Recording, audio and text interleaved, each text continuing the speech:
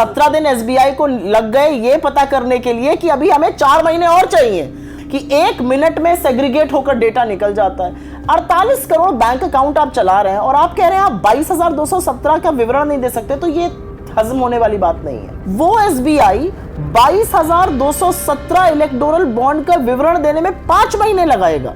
अगर वो नाम खुल जाएंगे तो कल ही खुल जाएगी, पता चल जाएगा कौन किस पार्टी को कितना पैसा दे रहा है। जब अधिकांश पैसा बीजेपी को जा रहा है तो ये भी पता चल जाएगा कि क्या वो पैसा लेने के बाद नीति निर्माण हो रहा है, क्या वो पैसा लेने के बाद एजेंसी काम कर रही है, क्या वो पैसा लेने के लिए एजेंसी आप पर दबाव बना रही है। ज्यादातर लोगों को मुख्य धारा के मीडिया में से नाराजगी है, और ये नाराजगी इसलिए क्योंकि उनको दिखता है साफ साफ मीडिया क्या कर रहा है। 4 बार के चुने हुए सांसद है राहुल गांधी, क्या परिवारवाद है मुझे बताइए।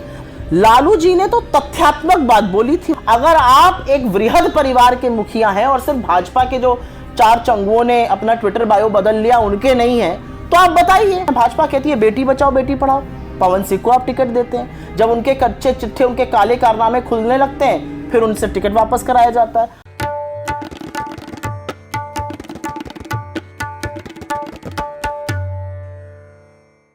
नमस्कार, द रेड माइक में आपका स्वागत है और एक रेड माइक एक्सक्लूसिव है सुप्रिया श्रीनेत जी के साथ में।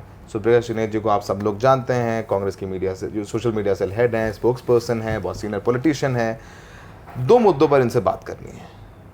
पहले तो इलेक्टोरल बॉन्ड्स पर एसबीआई ने कह दिया हाथ जोड़ करके सुप्रीम कोर्ट से कि हम 30 तारीख तक डिटेल्स नहीं दे सकते कि 2019 से किसने और किस पार्टी को कितना पैसा दिया और कब दिया।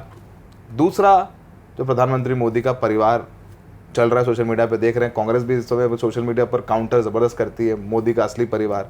Supriya ji, thank you so very much for giving us time. धन्यवाद सौरभ जी। अभी तो प्रेस कॉन्फ्रेंस किया आपने इलेक्टोरल बॉन्ड्स पर, आप काफ़ी नाराज नजर आ रही थी। एसबीआई ने तो कहा है कि वो 30 तारीख तक नहीं दे सकते, बहुत सारे डॉक्यूमेंट्स होते हैं, फिजिकली एनवलप सील करके हम लोग मुंबई भेजते हैं, फिर मुंबई से वेरिफिकेशन होता है, सब कुछ फिजिकल है, कुछ डिजिटल नहीं है। आपको लग रहा है कि एसबीआई इंडिपेंडेंटली कह रहा है या फिर इन्फ्लुएंस में? सबसे पहले तो मैं नाराज नहीं थी, मैं हैरत अंगेज हूँ, और इसलिए हैरत अंगेज हूँ क्योंकि मैंने और हम सब ने एसबीआई को इस देश की एक बहुत बड़ी संस्था है, मतलब देश का सबसे बड़ा बैंक, पूरी तरह से कंप्यूटराइज्ड है। 48 करोड़ अकाउंट्स हैं एसबीआई में, 66,000 के करीब एटीएम मैनेज करता है, 23,000 से ज्यादा ब्रांचेस हैं। वो एसबीआई 22,217 इलेक्टोरल बॉन्ड का विवरण देने में 5 महीने लगाएगा। मतलब झूठ भी ऐसा बोलो कि हजम हो जाए, ऐसा ना बोलो कि ना उगलते बने ना निगलते बने। एसबीआई के ऊपर प्रेशर है क्योंकि जब ये नाम बाहर आएंगे तो जो सारा कच्चा चिट्ठा है, जो सारी कलई है, वो खुल जाएगी। असलियत यह है कि 2017 में जब ये स्कीम लॉन्च हुई और 2023 के वित्तीय वर्ष तक करीब 2/3 इलेक्टोरल बॉन्ड का जो करीब 12-13 हजार करोड़ रुपए आया वो बीजेपी को गया। अब सुप्रीम कोर्ट ने अपने ऑर्डर में साफ कहा है 6 मार्च तक सबसे पहले आप नाम सार्वजनिक करिए। अगर वो नाम खुल जाएंगे तो कल ही खुल जाएगी, पता चल जाएगा कौन किस पार्टी को कितना पैसा दे रहा है। जब अधिकांश पैसा बीजेपी को जा रहा है तो ये भी पता चल जाएगा कि क्या वो पैसा लेने के बाद नीति निर्माण हो रहा है, क्या वो पैसा लेने के बाद एजेंसी काम कर रही है, क्या वो पैसा लेने के लिए एजेंसी आप पर दबाव बना रही है। एक न्यूज मिनट और न्यूज लॉन्ड्री, मुझे बोलना नहीं चाहिए आपके चैनल पर, उन लोगों ने धान्या राजेंद्रन की एक स्टोरी है जिसमें उन्होंने कहा कि 30 ऐसी कंपनियां हैं जिन्होंने 335 करोड़ दिया और उन्होंने उसमें से 23 कंपनी पहले कभी डोनेशन नहीं दिया था, उन सब पर किसी ना किसी एजेंसी की रेड हुई थी। तो ये जो क्विड प्रो को है, क्या ये देश को जानना जरूरी नहीं है, क्या ये देश को समझना जरूरी नहीं है?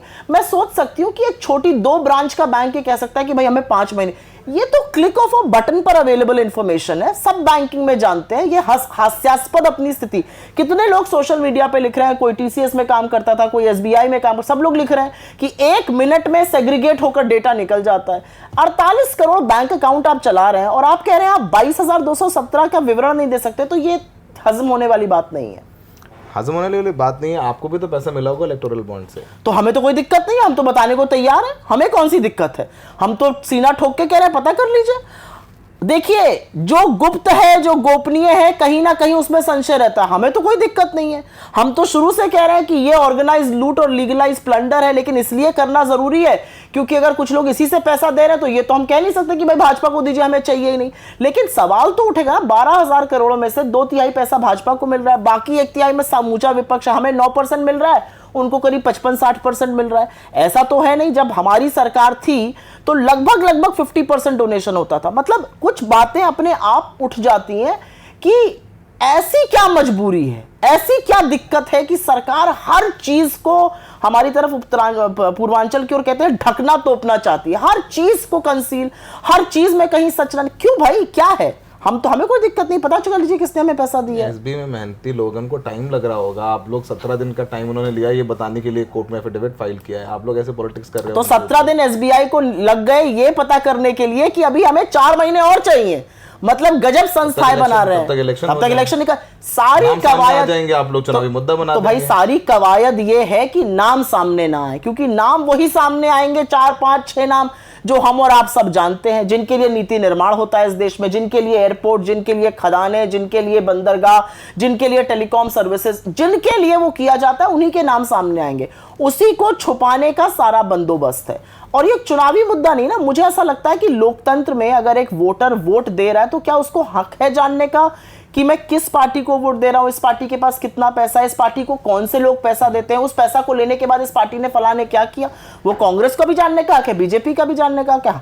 एज अ स्टेक होल्डर हमें कोई आपत्ति नहीं है, बीजेपी को क्यों आपत्ति है? You been a journalist also, what do you think Supreme Court जो I mean, the last thing I will want to do is preempt the court, not at all. But I do believe, मुझे ऐसा लगता है कि जब 15 फरवरी 2024 को supreme court ने यह जजमेंट दिया तो उन्होंने साफ तौर से कहा एसबीआई को कि आप 6 मार्च तक ये कर दीजिए। एसबीआई 17-18 दिन सोता रहा, फिर उनको एकदम से याद आया कि नहीं हम इतने टाइम में नहीं कर सकते। मुझे ये जरूर लगता है कि ये एक तरह से मिली भगत है बीजेपी की, एसबीआई की, सरकार की, सुप्रीम कोर्ट के डिसीजन को ठेंगा दिखाने की। इतना मैं कह सकती हूँ। Coming to the next point, Modi का परिवार, हमने 2019 का इलेक्शन भी कवर किया है। मैं भी जब राहुल गांधी जी ने कहा कि चौकीदार चोर है, इन्होंने कहा मैं भी चौकीदार हूँ, ऐसे सबने अपने ट्विटर बायो पर चौकीदार, मैं भी चौकीदार हूँ, और लोगों को समझ में आया, पसंद आया, मोदी जी को चुनाव जिता दिया। जितना मैं समझता हूँ पॉलिटिक्स को, लालू यादव जी के बयान पर ये जो मोदी का परिवार शुरू हुआ है, आपको लगता है कि इसको आप लोग सोशल मीडिया पर तो काउंटर कर रहे हैं, अच्छे से कर रहे हैं, नो डाउट नहीं, बट ज़मीन पर काउंटर कर पाएंगे? मैं 2-4 सवाल पूछना चाहती हूँ। मेरा परिवार में बहुत यकीन है, मुझे लगता है परिवार बहुत प्रिय चीज होती है। इस देश के प्रधानमंत्री होने के नाते एक तरह से मोदी जी एक वृहद परिवार के मुखिया हैं। तो मैं मोदी जी से पूछना चाहती हूँ, मणिपुर जो 9 महीने से जल रहा है वो आपके परिवार का हिस्सा है कि नहीं है? जो हर घंटे 2 किसान, हर घंटे 2 बेरोजगार, हर घंटे 4 औरतों का रेप इस देश में हो रहा है, वो आपके परिवार का हिस्सा है कि नहीं है? आप जिस केरल को सोमालिया से कंपेयर करने लगते हैं, वो आपके परिवार का हिस्सा है कि नहीं है? मुझे तो ऐसा लगता है कि ये बहुत ही छोटी मानसिकता से राजनीति करने की बात की जा रही है। मुझे ऐसा लगता है कि परिवार का मतलब होता है कि मैं परिवार का ख्याल रखूंगा। अगर आप एक वृहद परिवार के मुखिया हैं और सिर्फ भाजपा के जो 4 चंगुओं ने अपना ट्विटर बायो बदल लिया उनके नहीं है, तो आप बताइए, आप रमेश बिंद जो मजदूर था जिसने अपनी आत्महत्या कर ली क्योंकि कर्ज इतना बढ़ गया था, उनके परिवार का क्या है? आप जिस वर्षा ने पुलिस परीक्षा दी, परीक्षा रद्द हो गई, उसने थक हार के जान दे दी, उसके परिवार का क्या होगा? आप रामेश्वर जो हाथ भर के कहते हैं हमारी गुजर नहीं हो रही, उसके परिवार का क्या होगा? वो परिवार किसके परिवार है? मेरा अपना मानना है मोदी जी का असली परिवार अडानी जी है। उन्हीं की उंगली पकड़कर कभी वो चलते हैं, कभी ये चलते हैं। थोड़ी बहुत जो गुंजाइश रह जाती है उसमें नीरव मोदी, विजय माल्या, मेहुल भाई के नाम से जो चर्चित हैं वो जाने जाते हैं, वो सब असली परिवार है। जो भारत के लोग हैं, जो लोग बेरोजगारी से, महंगाई से, आर्थिक असमानता से, महिलाएं असुरक्षा से जूझ रही हैं, वो किस परिवार का हिस्सा है? क्या आप उन परिवारों के मुखिया नहीं है? लालू जी ने जब प्रधानमंत्री की मां के बारे में बोला, आपको लगता है थोड़ा सा वो बिलो द बेल्ट था? मैं आपसे एक सवाल पूछती हूं। लालू जी ने तो तथ्यात्मक बात बोली थी। उन्होंने ये कहा था कि माता जी का देहावसान हुआ था, उसके बाद जो हिंदू रीति रिवाजों के अनुसार चीजें की जाती हैं, उसमें केश बनाए जाते हैं, उसमें सूतक माना जाता है, उस कुछ दिनों का शोक कुछ लोग करते हैं, कुछ लोग जो आर्य समाज विधि से करते हैं वो 4 दिन का मानते हैं, अन्यथा 13 दिन 16 दिन ऐसे शोक मनाया जाता है। वो सब क्यों नहीं किया? उन्होंने एक तथ्यात्मक बात बोली थी। आपने बिलो द बेल्ट की बात की। मैं आपसे पूछना चाहती हूँ, एक महिला होने के नाते, इस देश की 5-6 बार की निर्वाचित सांसद हैं सोनिया गांधी जी, एक शहीद की विधवा है। इस देश में उन्होंने ज्यादा वक्त वैधव्य झेलते हुए बजाय एक बहू होने के नाते गुजार दिया। जब आप और एक मां हैं, जब आप उनको कांग्रेस की विधवा कहते हैं तो आपने कौन सी मर्यादा निभाई? जब आप एक ब्याहता औरत को 70 करोड़ की गर्लफ्रेंड कहते हैं तो आपने कौन सी मर्यादा निभाई? जब आप एक प्रधानमंत्री को कहते हैं आप रेनकोट पहनकर नहाते हैं तो आपने कौन सी मर्यादा निभाई? जब आप एक चुनी हुई मुख्यमंत्री के यहां जाकर दीदी ओ दीदी करते हैं तो ये हरकतें कैसे लड़के कहां पर करते हैं आप मुझसे ज्यादा जानते हैं। तो इन सब बातों पर हम लोग सवाल उठाते हैं, सब तमाम लोग लिखते हैं, लेकिन कांग्रेस पार्टी हमेशा से वो कहती है कि राहुल जी ये कहते हैं हम लोग डिफरेंट लोग हैं, हम लोग उस लेवल पर नहीं जाएंगे। लेकिन जब माँ के बारे में बोला है थोड़ा शायद वो नहीं है, आप भी सब सारी बातें पॉलिटिकली बोल सकती हैं, पर बीजेपी को एक मुद्दा मिल गया कि परिवारवाद की जब बात देखिए कांग्रेस की जहां तक बात है, I was listening to your one of the debates yesterday and you countered it saying कि मेनका गांधी, वरुण गांधी वहां पर हैं, एकनाथ शिंदे, श्रीकांत शिंदे, तमाम उदाहरण आपने दिए, सुषमा स्वराज की बेटी बासुरी स्वराज को टिकट दिया, परिवारवाद की बात है। लेकिन कंपैरिजन फिर वो होगी मोदी जी से, वो कंपैरिजन राहुल गांधी की सुषमा स्वराज की बेटी से नहीं होगी, वो मोदी जी की कंपैरिजन होगी। तो ये कंपैरिजन कैसा कंपैरिजन है? ये सौरभ जी मेरा देखिए एक बात, मैं आपको एक बात कहना चाहती हूँ, मैं खुद राजनीति में हूँ, मेरे पिताजी राजनीति में थे, मैं आपकी तरह एक जर्नलिस्ट थी। 2019 में मुझे लगा कि मुझे राजनीति में जाना है, मुझे लगता है इस देश के संविधान ने मुझे आजादी दी, मैं राजनीति में आई, मैं बहुत अनुग्रहित हूँ कि मुझे ये मौका मिला। पर अगर जनता ने मुझे चुना होता तो मैं सांसद बन जाती, जनता ने नहीं चुना तो मैं सांसद नहीं बनी। जिन लोगों को जनता चुन लेती है या जिन लोगों की स्वीकृति पर ठप्पा जनता लगा देती तो परिवारवाद की बात कहां से? 4 बार के चुने हुए सांसद है राहुल गांधी, क्या परिवारवाद है मुझे बताइए? वो जनता परिवारवाद कर रही है। अरे हम जनता के सामने जाते हैं, जनता से झोली खोलकर वोट मांगते हैं, जनता से कुछ वादे करते हैं, कुछ को निभाते हैं, कुछ को निभाने की कोशिश करते हैं, भरोसा जनता दिखाती है। 18-18, 20-20 लाख का वोट लेकर लोग चुनकर आते हैं और आप परिवारवाद का झुंझुना बजाते रहिएगा। मेरा अपना मानना है कि बीजेपी का ये जो सारा इस बार जो प्रोपोगेंडा है, जो मैं भी परिवार या मैं जो भी वो करने की कोशिश कर रहे हैं, ये कहीं ना कहीं मुद्दों से भटकाना है। आज इस देश में विकराल समस्या बेरोजगारी की है, विकराल समस्या पेपर लीक की। 50-50 लड़कों का भविष्य पता नहीं क्या होगा जिन्होंने पुलिस परीक्षा का एग्जाम दिया, उसके बारे में कोई चर्चा नहीं है। मतलब कानपुर में 2 लड़कियां लटक गई, मर गई, किसी को पता ही नहीं है क्या हुआ, उसके बारे में कोई चर्चा नहीं है। क्यों हम चर्चा नहीं कर रहे हैं? भाजपा कहती है बेटी बचाओ बेटी पढ़ाओ, पवन सिंह को आप टिकट देते हैं, जब उनके कच्चे चिट्ठे उनके काले कारनामे खुलने लगते हैं फिर उनसे टिकट वापस कराया जाता है। आपने अपने बाराबंकी के एमपी उपेंद्र रावत को टिकट दिया, क्या रंगरेलियां वो मना रहे हैं, एक औरत होने के नाते मैं कह नहीं सकती हूं। आप क्यों ऐसे लोगों को बढ़ावा देते हैं? ब्रजभूषण सिंह हो गए या सेंगर हो गए, ये कौन सी राजनीति है? आप परिवारवाद का एक झुंझुना, आप मैं भी परिवार का, ये सब भूल जाइए। मुद्दे क्या हैं आज देश में, मैं ये पूछना चाहती हूँ। टिकट से याद आया, बीजेपी की लिस्ट तो आ गई, एक कांग्रेस की लिस्ट कब आएगी? जल्दी ही आएगी। मुझे ऐसा लगता है कि हमने यूपी की अपनी जो 17 सीटें हैं उस पर नाम विचाराधीन कर लिए हैं, वो बहुत जल्दी आएंगे। जो आपके साथ समझौता हुआ है 5 राज्यों में, उस पर भी जल्दी डिटेल आएंगे। इस हफ्ते हमारी और भी अलायंसेस अनाउंस होंगी, मुझे लगता है जल्दी आएगा, क्योंकि बीजेपी ने कर लिया है, हम ना करें। मुझे ऐसा लगता है कि बीजेपी की लिस्ट में ऐसे बहुत सारे लोग हैं जो टिकट पर लड़ना ही नहीं चाहते हैं। मैंने 2 लोगों का आपको भी नाम गिना दिया, पवन सिंह और उपेंद्र रावत ने वापस कर दिया। नितिन पटेल जी ने कह दिया भैया मैं दावेदारी नहीं करता हूं। गौतम गंभीर, जयंत सिन्हा, बड़ी लंबी फेहरिस्त है। हर्षवर्धन जी ने तो रिटायरमेंट ही ले लिया राजनीति से। तो बहुत सारे ऐसे लोग हैं जिनको काम लगाने का काम किया गया है, निपटाने का। लेकिन मेरा अपना मानना है कि ये डूबता जहाज है और धीरे धीरे आपको काफी सारे लोग कूदते हुए इस डूबते जहाज में दिखेंगे। हम लोग देखेंगे कि ममता बनर्जी आपके साथ वेस्ट बंगाल में होंगी। मुझे ऐसा लगता है कि कुछ बातें चल रही हैं और जब इसका अनाउंसमेंट आएगा तभी ठीक रहेगा। मैं उन बातों का हिस्सा नहीं हूं तो मैं प्रीएम्प्ट नहीं करना चाहूंगी। You are still hopeful because I have never seen कि ममता बनर्जी को लेकर के सीनियर लीडरशिप ने कभी कुछ कहा हो, तो आप लोग हमेशा एक देखिए हमारी सीनियर लीडर, आप एक वक्तव्य, और ये मैं पूरे दावे के साथ कहती हूं, आप एक वक्तव्य मेरी सीनियर लीडरशिप का दिखा दीजिए जहां पर उन्होंने अमर्यादित भाषा या कुछ ऐसा कहा हो जिसको लेके शर्मिंदगी महसूस हो। एक नहीं, प्रधानमंत्री के मैं 10 गिना सकती हूं। मेरा अपना मानना है कि कुछ आवेश में हमारे लोकल लीडर्स या जो होता है वो राजनीति का हिस्सा है और मुझे लगता है कि उससे परहेज भी नहीं करना चाहिए। बहुत सारे लोग जा रहे हैं, चले गए कांग्रेस से। आज अर्जुन मोढवाडिया साहब चले गए, पुराने सीनियर नेता हैं। राजेश मिश्रा साहब बनारस में चले गए, आप जानती होंगी बनारस में राजेश मिश्रा जी को, अर्जुन मोढवाडिया। मैं दोनों लोगों को जानती हूँ, अच्छे से जानती होंगे, दोनों को ही जानती हैं अच्छे से। और भी तमाम लोग जा रहे हैं, हिमाचल में भी सॉर्ट ऑफ मुझे काफी कुछ पता है, मैं नहीं बोलूंगा आपसे वो तमाम बातें। लेकिन इतनी अनस्टेबिलिटी क्यों है कांग्रेस में? कांग्रेस में अनस्टेबिलिटी नहीं है। मुझे लगता है इसको समझने के लिए क्या हो रहा है कांग्रेस में, यह समझना पड़ेगा कि आज राजनीति क्या है। आज की राजनीति कांग्रेस की स्थिति में रहकर करना बहुत मुश्किल है, और ये मैं पूरी आपसे ईमानदारी से बोल रही हूं। आज की राजनीति करना आसान नहीं है अगर आप विपक्ष में हैं। आपके ऊपर प्रलोभन है, आपके सामने प्रलोभन है, आपके ऊपर बहुत प्रेशर है, हर तरह का प्रेशर है। अब वो चाहे मीडिया के माध्यम से हो, चाहे वो आपको गरियाने के माध्यम से हो, चाहे एजेंसीज के माध्यम से हो, चाहे आधे झूठे केसेस हो, बहुत ज्यादा प्रेशर है। जो ये प्रेशर नहीं झेल पाएगा वो चला जाएगा, और जो ये प्रेशर झेल पाएगा वो राहुल गांधी के साथ लड़ेगा। मेरा अपना मानना है कि this is no longer for the weak hearted. अगर आपकी कहीं पर जमीन का मुकदमा चल रहा है, अगर आपको कहीं पर 450 एकड़ की जमीन को निपटाना है तो आप ज्वाइन करेंगे। अगर आप क्षुब्ध हैं कि आपको फलानी जगह से टिकट नहीं मिला तो आप ज्वाइन करेंगे। ये अलग बात है कि वहां से भी आपको टिकट नहीं मिलना है। तो ये सारी चीजें हैं, लेकिन मेरा अपना मानना है कि जो भी कांग्रेस से बीजेपी में जाता है, और ये मुझे हमेशा से लगता था कि कांग्रेस से बीजेपी में जाने वाले व्यक्ति की जो गुलाटी मारना है वो 360 डिग्री है। हमारे अंदर, हमारे और बीजेपी के बीच में जमीन और रात का अंतर है, रात और दिन का अंतर है, जमीन और आसमान का अंतर है, रात और दिन का अंतर है। हम बिल्कुल जुदा हैं इश्यूज पर।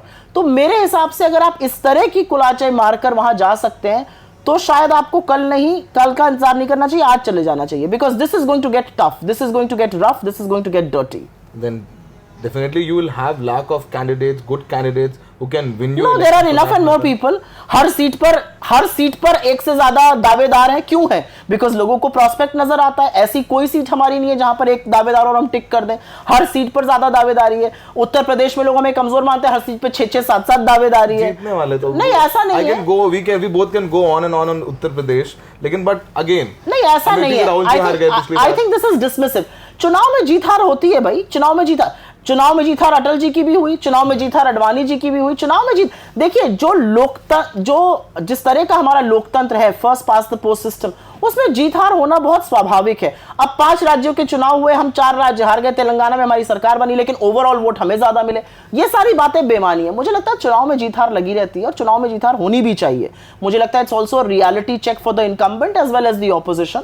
लेकिन मेरा अपना मानना है कि आज की राजनीति is not for the weak hearted. अगर आपके अंदर संशय है, अगर आप चीजों को लेकर उतने तटस्थ नहीं है जितनी आपकी लीडरशिप, एटलीस्ट कांग्रेस की मैं बात कर सकती हूँ, तो मुझे लगता है आपके चले जाने में ज्यादा भलाई है। One more question, and ये मेरा व्यक्तिगत सवाल है, रेड माइक की तरफ से नहीं है, as a journalist asking to an ex-journalist and a politician who can understand how hard we work on the field. Absolutely. Rahul Gandhi ji इतना नाराज क्यों है रिपोर्टर से? कल वो सलमान रावी साहब बीबीसी के उन पर वो नाराज, मुझे लगता है वो रिपोर्टर से नहीं नाराज है। ये गलत कंक्लूजन ड्रॉ करना होगा।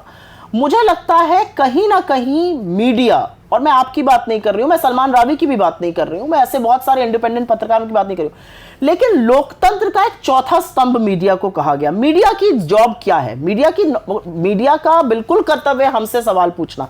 हमसे आप 10 सवाल पूछिए, अरे एक सवाल तो आप उससे पूछिए जिसके पास सत्ता है, संसाधन है, संस्थाएं हैं, उनसे एक सवाल तो पूछिए। एक सवाल सरकार से नहीं पूछा जाएगा। सरकार के बचाव में पहले उनके नुमाइंदे उतरे, मीडिया उतर जाता है। बेरोजगारी का डिबेट होने पे आता है, मीडिया कहीं और उसको मोड़ देता है। आप महंगाई की बात करिए, कहीं और मोड़ दिया जाता है। तो मेरा अपना मानना है कि मीडिया का जो बर्ताव रहा है पिछले 10 सालों में, जब मीडिया को कहा जाता है बैठ जाओ तो वो लौटने लगते हैं, जब कहा जाता है कि न्यूज करिए तो चरण वंदन, तो मुझे लगता है थोड़ी सी और सिर्फ राहुल जी की बात नहीं है ना, आप ये देखिए क्राउड कैसे रिएक्ट करता है। ज्यादातर लोगों को मुख्य धारा के मीडिया में से नाराजगी है, और ये नाराजगी इसलिए क्योंकि उनको दिखता है साफ साफ मीडिया क्या कर रहा है।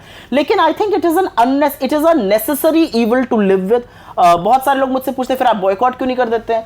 कुछ लोगों का हमने बॉयकॉट किया भी है, लेकिन मुझे लगता है कि वो I don't believe in it, and I don't believe in boycotting media, because मुझे ऐसा लगता है कि जो प्लेटफॉर्म आपको अवेलेबल है वहां पर जाकर आपको अपनी बात मजबूती से, पुख्ता तरीके से करनी चाहिए। इसलिए मैं सवाल पूछा, कल हम लोग तमाम जर्नलिस्ट जो बहुत मेहनत करके काम करके आते हैं, in fact I have been with NDTV, still there are journalists who are very good, they have their reasons to be there, no issues with that, with their report. पर राहुल जी हमेशा ये कहते हैं, वो कहते हैं कि आप सच दिखाना चाहते हैं, आपके मालिक क्या करते हैं?